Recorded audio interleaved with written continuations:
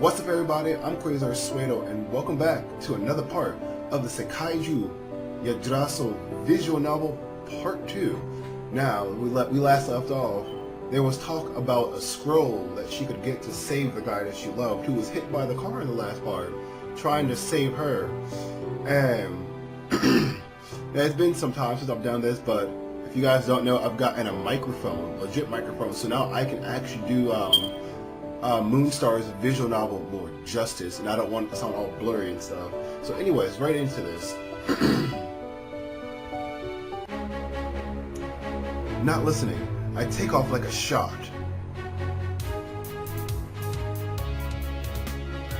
Kusanagi, wait for me.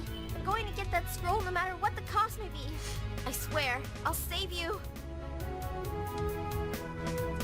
What? What's going on?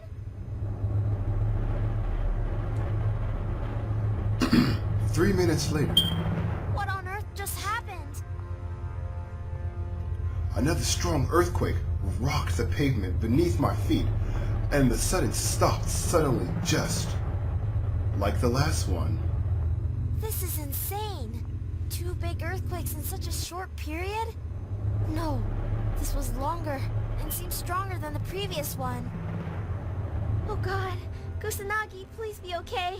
I'll be there soon. Wow, this place is deserted. No staff members? A few soldiers, but I guess that makes sense after that earthquake. I search desperately for the scroll. I don't even notice the armed soldier approaching me from behind. Why are you still doing that? Stop doing that. Hey! What do you think you're doing here? This is a restricted area. Who are you? And that raises a very good question on why a hospital, well, not the hospital, but a library, would it be have a restricted area for us like that?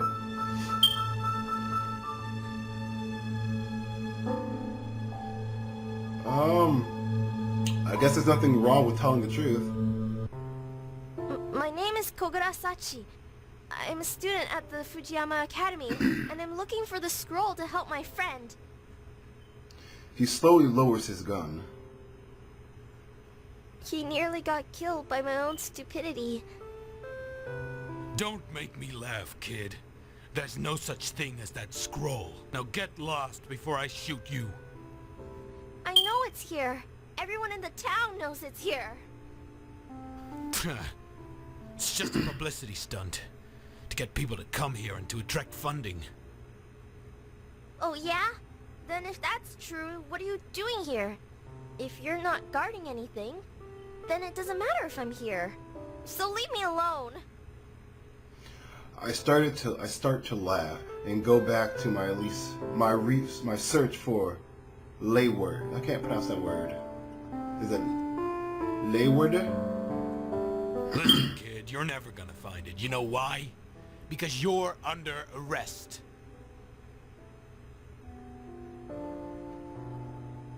The soldier suddenly pushes me to the ground with his rifle and tries to cuff me. I try to resist by grabbing a chunk of glass and go for his throat. He sees me though and shoots me point blank in the arm, forcing me to drop the glass and immobilizing me with a sudden sharp pain. He cuffs me and takes me to the police station. After several hours of questioning, he released me, and I head straight to the hospital to check up on Kusanagi, but his room is empty. I find out that you passed away during the second earthquake. Oh my god, that's so sad. Oh my god.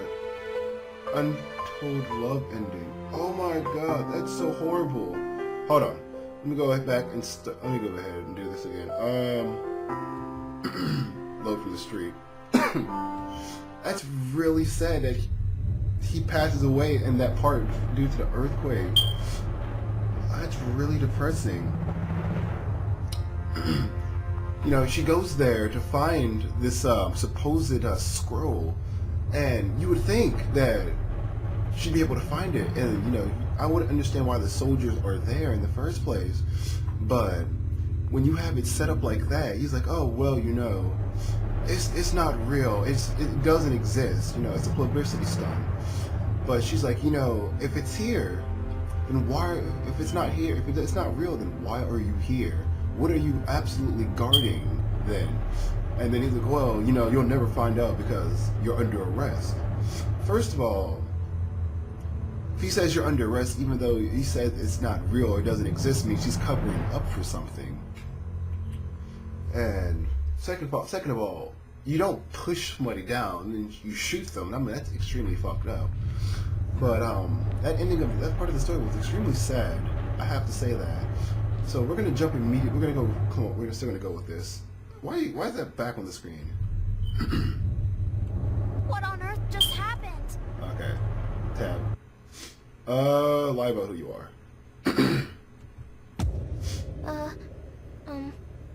I'm looking for a book that my mom needed. What's your mother's name? Ooh. Dr. Tagaki Narumi? The soldier begins to talk into his earpiece. Captain, can you run a check on a Dr. Takagi Narumi? See if she works here and, what's your name, girl? I look up at the soldier, and it vaguely registers in the back of my mind that I only have a matter of seconds before he figures out my lie, and he has to arrest me. Yukari. Looking around, I see chunks of glass scattered all around the floor. From the earthquake, I take a large one in my hand. And the Takagi Yukari, Captain. Sorry about this, but it's just standard procedure.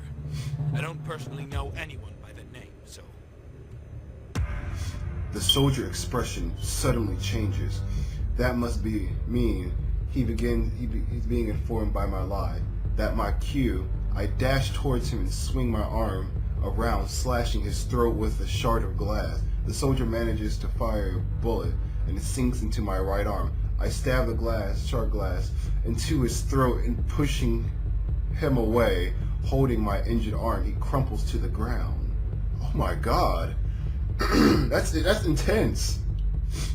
The pain radiating up my arm is unreasonable, but I still turn back to my search, desperate to find the scroll. There is no way no one heard the gunshot. Someone's going to come looking soon to see what happened. Where is it?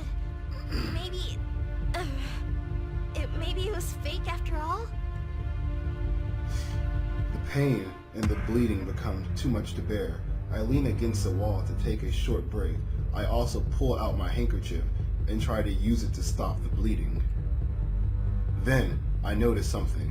An old scroll wrote out as if someone had been studying it, but no one is around. I grab the fire extinguisher mounted on the wall beside me and smash it in the glass door, separate me from the scroll, and then I go inside the room to see if I can read the scroll. I can't make heads or tails of this. But this is probably it, isn't it? No, it has to be it. I grab the scroll, and then I rush towards the exit, gasping at every moment since pain shooting through my entire body. I stumble out of the building and trip, falling on my wounded arm. Suddenly, a car stops almost right in front of me. Sachi, are you okay? What happened? It's my biology teacher. I look up at him and then pass out. I wake up with a strangled gasp. Sitting upright, pain shoots through from the sudden movement. I breathe in deeply to try and quell it, and then look around. I'm in the hospital room. My arm is being disinfected and bandaged. Kusanagi! Now, let's take a bit of a stop here and try to go back over what just happened. And so it seemed like she killed the soldier, which is really, I find that very, very intense. But I guess I can kind of understand that she's trying to say, you do what you got to do to save the person that you love, no matter what it takes. Even if it means killing somebody. And what she did was extremely risky. And she's pretty goddamn lucky he didn't shoot her anywhere else, so that that bullet didn't hit her anywhere else but her arm. Now, I don't know if any of you guys would be willing to do that for somebody that you care about, but I personally say if it's for somebody that you love, I mean like you truly honestly love and you're trying to save their life, then I'd have to say I'd probably do the same thing myself if it came down to it. You know, she slit the guy's throat with a glass shard. I'm like, that's really intense. But it was either that, and if he found out that he shot her, I mean, not shot her, if he found out that he lied to her, he may have just shot her immediately and then arrested her. Like in the last part, he just maybe would have shot and killed her. So she had to take that risk of killing him before he killed her. Because in a situation like that, you don't know what's going to happen. Onward into the story. I leaped out of bed, wincing at the aggravation of my arm, but doggedly looked for my clothes and the scroll. I get dressed, tuck the scroll under my arm, and then sprint out of the room in the search of his. I can't help but notice rubble on the floor as I careen past. Must be from the earthquake earlier. I can't help picturing the worst case scenario in my head. Rubble crushing Kusanagi in his sleep. Soldiers coming after him in his search of the scroll. I try to concentrate and stay calm. I try to tell myself that everything is going to be fine. Finally, I reach Kusanagi's room and seeing two nurses trying to move him on a table. Wait! What are you doing? Leave him alone! I dash inside, pushing the nurses away. I can feel anger burning in my eyes as I pant, breath ragged and strained. Just then the doctor walks in. Ah, miss. I'm glad to see you're okay now. You were bleeding pretty badly when your teacher brought you here. I'm just fine. But what are they doing to Kusanagi? The doctor glances at the floor. The room falls silent. I feel a cold sweat break out on my neck.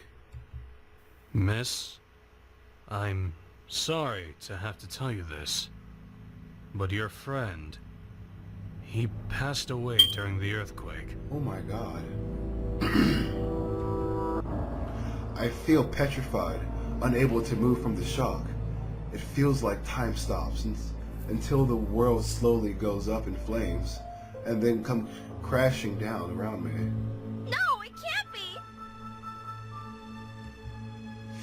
I rushed over to Kusanagi and put my ear to his chest, searching for a tiny glimmer of hope and the form of the faintest heartbeat. But there is nothing to be heard. A waterfall of tears comes to my eyes. Within seconds... I'm sorry, miss. We did everything we could. Oh. Can't... The tears won't stop, and my throat constricts, making it hard to say that simple request. Yes, of course. The doctor makes a gesture to the nurse, and they leave me alone with Kusanagi. My fist suddenly slams down on the edge of Kusanagi's bed. My quiet tears turn into a wailing as I lay my head on his chest. Damn it! Was all this effort for nothing? I look at the scroll. Even if this is real, it can't save him now. I cry into his chest and soaking his hospital gown through with tears. I cry until I feel like I can't cry anymore. My throat runs raw with grief-stricken sobs. No, I still have to try. I slowly get up and wipe my face with tears. This is my fault. My stupidity got him killed. I open the scroll and stare amazed at the runes. I can't understand them at all, but I take a long breath, and then a miracle happens. The spell jumps to my lips, as if I knew it all along. Almost. Now I'm going to attempt to try this. O mashiri ne sokawa. Anu ri onta soku mesu suki suko. Biri. Hold on. Biri iri uraya. Biri iri yara. Suko mesu. Ban ki kuru. Takura ku. Anz kiz ku rishu. Chiba kiri. Na dano. Yul sabara. Shotari. Davaj. Shinkashi. Yan yan. Yo. On zetsu. Suddenly, around Kusanagi's bed, a circle of light appears. My jaw drops open. The light making the tear trails on my cheeks shimmer. This is it. This is the scroll. The real deal. And Kusanagi is being levitated above the bed. I smile slowly spreads across my face. I reach out to touch.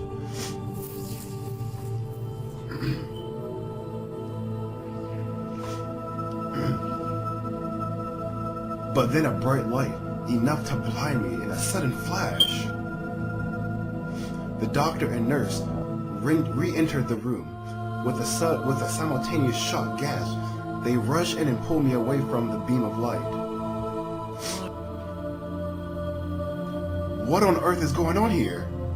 The beam of light vanishes, and Kusanagi's body is gone. The doctor looks down at my face. The bright smile gone, replaced with shock and disbelief. Hello? Can you hear me? What the fuck? Huh? Where am I? What happened? Okay, so let me stop right here. So it seems at that first part, that was extremely depressing because he died in the earthquake. And it gives you that, it's like, that almost honestly brought me to tears because it made me feel for the character. Because she went through all that work just to ultimately learn that he died. And she didn't know and she felt like everything she did was like for nothing. Like she felt like it was her fault. And it's the worst thing to feel. Personally, I know, because when you feel like someone died, or or passed away, or they ended their life, you feel like it's your fault. Like there's something like you wish like there's something you could have done more for them. Like maybe if you would have done something different, maybe it wouldn't have turned out like that. So I can fully understand where she's coming from. But for the scroll to actually work, and for his body to levitate, it gave her that hope that he's going to return back to life, and then his body disappears, and he wakes up in some other world. And she's in shock and disbelief that she doesn't know what happened. But maybe, just maybe, once he gets through this world, he comes back to her, or maybe he finds some way to bring her to that world that he's in right now, or he returns to his own world, and they able to live together, or love each other. That's what I think. But anyways, further on to the story. I suppose it worked, Father. Listen, boy, you don't have long to live. What? Are you an elf? Oh my god, she's an elf. Ooh, elves are sexy. Huh? What are you talking about? I'm going to die, but I feel just fine. Well, to be honest, you were already dead to begin with. We just brought you back to life for the moment to ask some questions. What? How are you gonna bring your brother back from the dead just to ask me some fucking questions? That's stupid. Or at least he's alive. I was already dead. Wait, what? How can I be alive now if I was already dead? And who are you anyway? I love his reaction. Oh, I understand. I was already dead. Wait, what? I was dead? How the hell am I alive? And just who the hell are you? I am Princess Akishia, and I've resurrected you through my magic powers to ask you some questions. It's only a temporary resurrection, and time is running out. Well, I'll be damned. Princess, magic, resurrection. This is all a bad joke, isn't it? These things don't really exist. He's delusional. I start looking around and then down at myself. Then I pinch myself hard to make sure I'm not dreaming. But still, nothing. But nothing happens. Don't exist. Her expression changed from calm to very, very angry. Erden, show this dog here the proof that he needs. I look at the princess' face. A scary smile has stretched across her lips. I open my mouth to say something, but before I can, I feel a sudden piercing pain in my back. The pain gets more and more intense, almost as it's working its way through my core. And then I see it. Oh my god! The blade of a sword sticking out of my chest. Blood starts to spray everywhere. I scream in pain, and as the blade is pulled out, I fall to the ground. Blood begins to pour under me on the floor. Oh, stop being so dramatic. This is indeed a fatal wound, and if it wouldn't be for my magic that resurrected you, you would have been dead. But you're not, are you? Because one that has been temporarily resurrected can't die until the time limit ends. That's fuck up. How you? That's a really extreme fucking way to say. Oh, you died, but you know you're resurrected, and you know you can die. That's fucked up. She's right. I can feel the pain, and I feel the pain and feel the blood flowing out of my body, but I'm still alive. Now, before the time runs out, tell me, who are you? Where did you come from? Can you stop my bleeding first? Fine. Taruka Metsu Sokawa. There's a blinding bright flash of light. When her chant ends, all the pain suddenly dissipates from my body. Damn. There's a blinding light. Okay. There's a blinding flash of light in her chant. The pain suddenly dissipates from my body. Looking down, I see my shirt is still torn and stained with blood, but the wound is gone. Amazed, I look back up at her with her expectant face. I'm Yamakaze Kusanagi. I'm 14 years old and a high school student at Fujiyama Academy. I live in the Shinjuku district. Shinjuku? Where is that? Oh, let me go ahead and stop this here. It seems like I'm running over time. Let me go ahead and save. Okay, so that's the end of this is the end of part 2. So let me know what you guys think about this. For the most part, how it's progressed.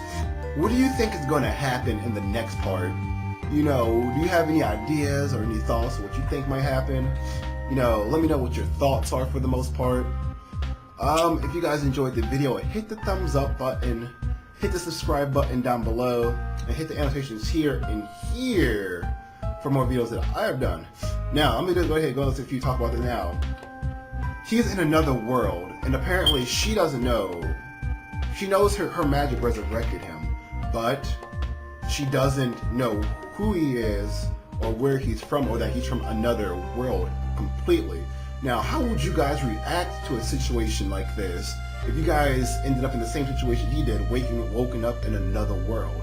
I'm not personally sure what I would do, but I would know I wouldn't get impaled to the back with a fucking sword of all things. I wouldn't be that much of a smart ass. But I'm going to record part 3 right after this, so stay tuned to part 3 of Sekaiju Yggdrasil, the visual novel part 3.